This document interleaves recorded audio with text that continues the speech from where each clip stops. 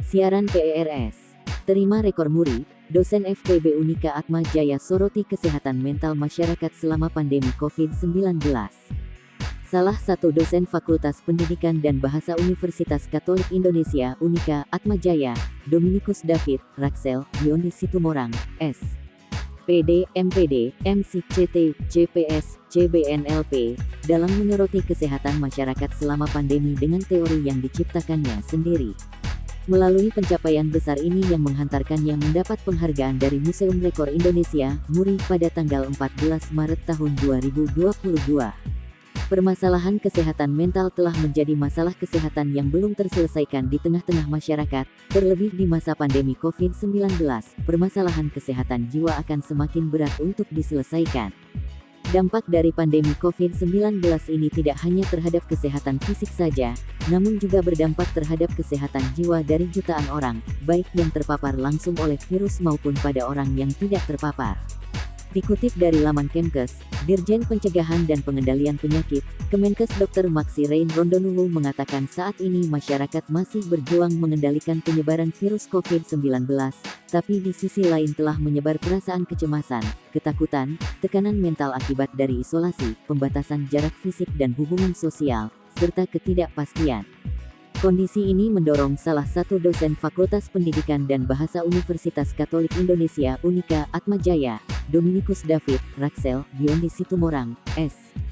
PD, MPD, MC, CT, CPS, CBNLP, dalam menyoroti kesehatan masyarakat selama pandemi dengan teori yang diciptakannya sendiri.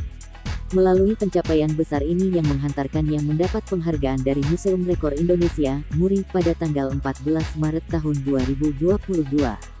Teori ini adalah rapid telepsychotherapy, yang dapat dianalogikan dengan analogi rapid test yang digunakan untuk mengetahui kondisi kesehatan kita, apakah kita positif terpapar COVID-19 atau tidak. Pada sisi dunia konseling, psikoterapi dapat dikatakan sebagai alat konseling untuk mengetahui kondisi kesehatan kita. Melalui penelitiannya tersebut, ia berhasil menjadi orang pertama dan satu-satunya yang berasal dari Indonesia sebagai pemilik artikel yang berhasil tembus dan terpublikasi ke jurnal internasional bereputasi terindeks Scopus Q1 milik Cambridge University Press, yaitu Palliative and Supportive Care dengan Rapid Telepsychotherapy.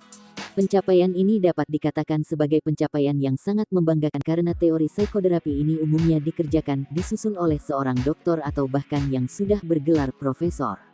Tidak dapat dipungkiri, menurut salah satu situs dokter spesialis jiwa memapar pembaca dengan beberapa pertanyaan tentang kesehatan jiwa, masyarakat yang mengalami masalah kesehatan mental ini sebagian besar berumur kurang dari 30 tahun. Usia ini merupakan masa produktif yang seharusnya masyarakat paling berkarya pada usia tersebut. Dari total orang yang depresi itu 48% berpikir untuk bunuh diri atau ingin melukai diri dan orang lain. Sebagian yang bermasalah tersebut juga mengalami trauma psikologis.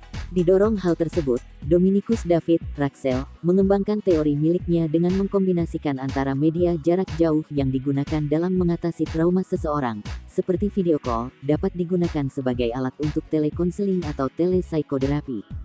Trauma yang dimaksud adalah kondisi orang selalu merasa waspada secara terus-menerus, merasa sendirian, merasa ditinggalkan serta merasa terisolasi saat pandemi.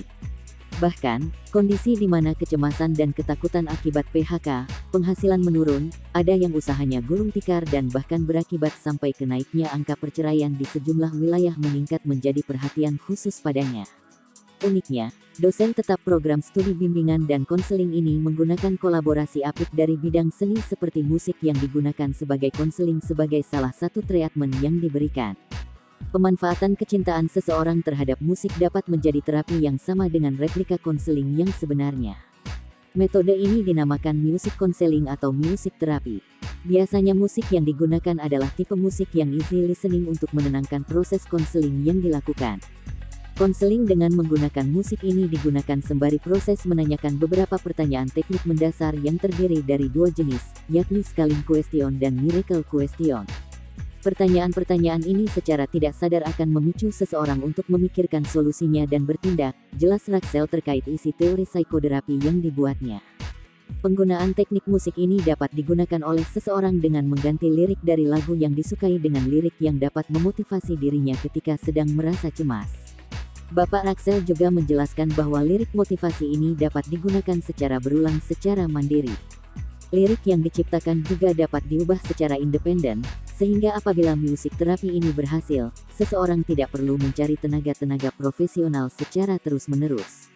Teori yang saya ciptakan akan saya gunakan untuk mengajak para mahasiswa bimbingan skripsi saya untuk mempraktikkan dan membuktikan teori ini, sehingga teori ini dapat semakin efisien dalam membantu masyarakat Indonesia, ungkap Raksel yang juga sebagai Kepala Bidang Kemahasiswaan Fakultas Pendidikan dan Bahasa Unika Atmajaya. Kesempatan bagi para mahasiswa Unika Atmajaya untuk mempelajari dan mempraktikkan teori ini diharapkan dapat melanjutkan penelitian Raksel sebagai langkah untuk menguatkan teori psikoterapi yang telah disusun. Selain itu, beliau juga berencana melanjutkan penelitian teori tersebut sebagai langkah untuk memperkuat karya tulis yang telah ada.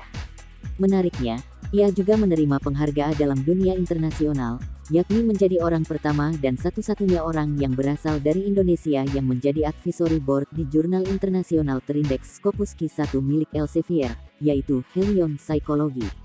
Tentu segala perjalanan tidak selalu mudah, ia memulai segalanya secara independen dengan membawa nama beliau sendiri hingga akhirnya diterima lamarannya di jurnal internasional terindeks Scopus Q1 milik Elsevier, Helion Psychology. Saya bukan orang Eropa dan belum memiliki gelar doktor atau profesor pada saat ini, sehingga jurnal yang diberikan masih beberapa kali ditolak. Umumnya karya tulis yang dihargai adalah hasil karya dari orang yang sudah terkenal atau setidaknya berkolaborasi dengan orang-orang yang sudah terkenal agar dapat dilirik, ceritanya terkait perjuangannya untuk mempublikasikan tulisannya. Seperti kata pepatah, setiap usaha pasti akan membuahkan hasil apabila tidak menyerah.